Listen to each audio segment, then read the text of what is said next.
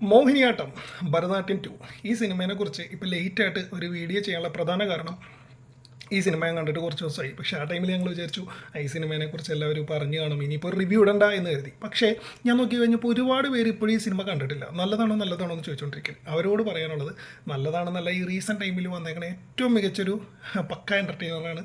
നിങ്ങളിത് കണ്ടില്ല എന്നുണ്ടെങ്കിൽ മിസ്സാവുന്നത്. ഈ ഡാർക്ക് ഹ്യൂമർ ജേർണറിൽ മലയാള സിനിമകൾ അധികം വന്നിട്ടില്ല. പക്ഷേ വന്നേക്കുന്ന സിനിമകളെല്ലാം കിടിലാണ്. ഈ മൂന്തനുണ്ണി പോലത്തെ സിനിമകളൊക്കെ നമുക്കറിയാലോ. ഇതൊക്കെ അതിന് മേളിൽ പോകട്ടെ, മൂന്തനുണ്ണി എന്നൊന്നുമല്ലെന്ന് ഞാൻ പറയുള്ളൂ. കിടിലൻ. അതുമാത്രമല്ല, മലയാളത്തിൽ വളരെ റെയറായിട്ട് സംഭവിച്ചിട്ടുള്ള ഫസ്റ്റിനേക്കാൾ മികച്ച സെക്കൻഡ് ഹാഫാണ് ഇവിടെ സംഭവിച്ചിട്ടുള്ളത്. പെർഫോം ചെയ്തേക്കുന്ന ഓരോരുത്തരെയും ഞാനടുത്ത് പറയുന്നില്ല. ബേബിജീനാണ് എനിക്ക് ഏറ്റവും ഇഷ്ടമായത്. ബേബിജി മാത്രമല്ല, സൈജു ഗ്രൂപ്പ് എല്ലാവരും, പേരെടുത്ത് പറയാൻ പറ്റൂല. അതിലെ ചെറിയ റോൾ വന്നിട്ടുള്ളവർ, അതിൽ സുരാജിൻ്റെ വൈഫായിട്ട് ഒരു ലേഡി വന്നിട്ടുണ്ട്, അവർ പോലും കിടിലമായിട്ടാണ് പെർഫോം ചെയ്തേക്കണത്. അപ്പോൾ നിങ്ങൾ ഒരു കാരണവശാലും ഈ പടത്തിന് ടിക്കറ്റ് എടുക്കാതിരിക്കേണ്ട. സിനിമ കാണാൻ ആഗ്രഹം ഉണ്ടെങ്കിൽ ഫാമിലിയായിട്ട് പോവുക, എൻജോയ് ചെയ്യുക. കിടിലം പടമാണ്, കിടിലം പടം, ഒരിക്കലും മിസ് ചെയ്യരുത്. അപ്പോൾ അതുകൊണ്ടാണ് ഇപ്പോൾ ലേറ്റ് ആയിട്ടാണെങ്കിലും ഒരു റിവ്യൂ ഒന്ന് ഇടാമെന്ന് വെച്ചത്.